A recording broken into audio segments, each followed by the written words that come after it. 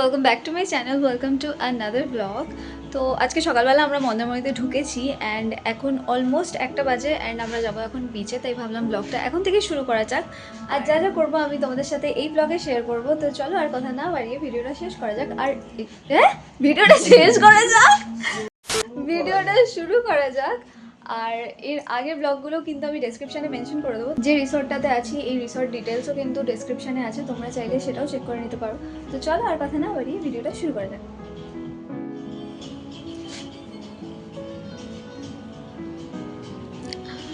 এখন আমরা যাচ্ছি শ্যাকে লাঞ্চ করতে। ফিট শ্যাক।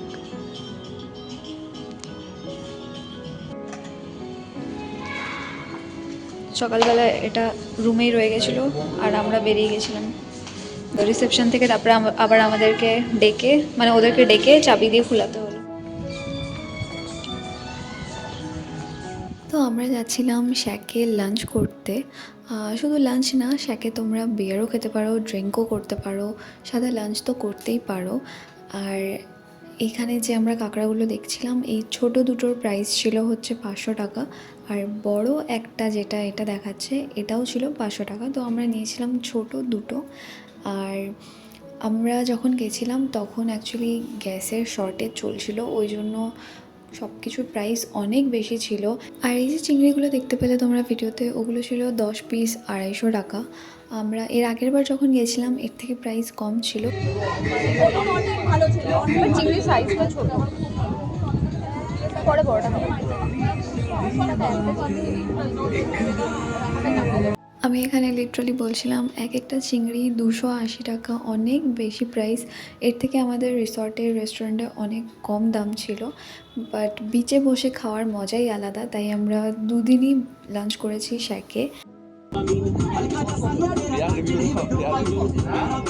বাই দ্য ওয়ে, এখন এই মুহূর্তে ওখানে কেমন কি চলছে সেটা জানি না, তবে আমরা যখন গেছিলাম তখন গ্যাসের শর্টেজের জন্য সব দোকানেই খাবারের প্রাইস অনেক বেশি ছিল, প্লাস বিয়ারের দাম তো ওখানে ডাবল থাকেই।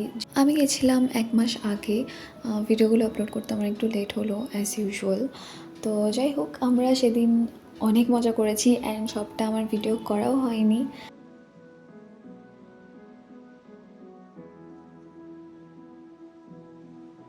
এরপর কাঁকড়া, চিংড়ি, হিবিজিবি অনেক কিছু খাওয়ার পর আমরা আমাদের লাঞ্চ অর্ডার করেছিলাম। লাঞ্চে নিয়েছিলাম প্লেন ভাত, ডাল, আলু ভাজা, আর তার সাথে ছিল চিকেন।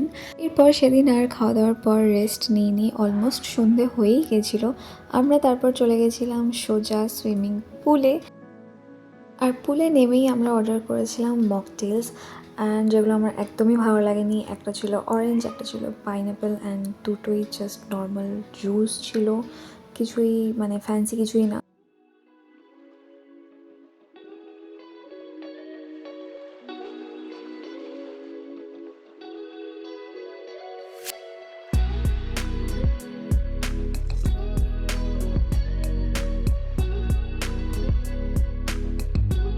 আমরা পুলে গেছিলাম অ্যান্ড এখন পুল থেকে উঠে চান করে ফ্রেশ হয়ে আমরা বেরোচ্ছি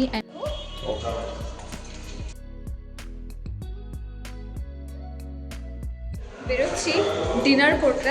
অ্যান্ড আজকের ব্লগটা একদমই ভালো করে করা হয়নি। কালকের ব্লগটা আমি একদমই ভালো করে সকাল থেকে করবো 5 to 5। আজকের ব্লগটা একদমই আমি কন্টিনিউ করতে পারিনি। মাঝখানে আমরা গেছিলাম পুলে অ্যান্ড সেটাও আমি ব্লগে দেখাতে পারিনি। তো যাই হোক, এরপর আমাদের প্ল্যান হয় সাডেনলি বেরোনোর অ্যান্ড আমরা বেরিয়ে পড়ি। আর আমরা বেরিয়ে গেছিলাম হচ্ছে গঙ্গা বিচে। এটা তাজপুর থেকে আগেরবার আমি গেছিলাম, আমার তাজপুরের ব্লগে আছে। তোমরা যদি ব্লগটা দেখতে চাও আমি কিন্তু ডেসক্রিপশানে লিঙ্ক করে দেবো, তোমরা চাইলে দেখে নিতে পারো। আর তখন অলমোস্ট বাজছিল রাত 10টা অ্যান্ড গিয়েই আমরা চা অর্ডার করেছিলাম। যেহেতু রাত 10টা 10:30 বেজে গেছিলো, তাই আমরা ওখানে আর বেশিক্ষণ দেরি না করে চলে গেছিলাম দুপুরে যে শ্যাকে আমরা লাঞ্চ করেছিলাম সেখানেই। আর ওখানেই আমরা আমাদের রাতের ডিনারটা সারি। আর ডিনারে অর্ডার করেছিলাম পমফ্রেট থালি। আর তারপর রুমে চলে আসি, আর ব্লগ কন্টিনিউ করা হয়নি। যাই হোক, এখানে গেট খোলা নিয়ে আমি প্রচুর স্ট্রাগল করছি।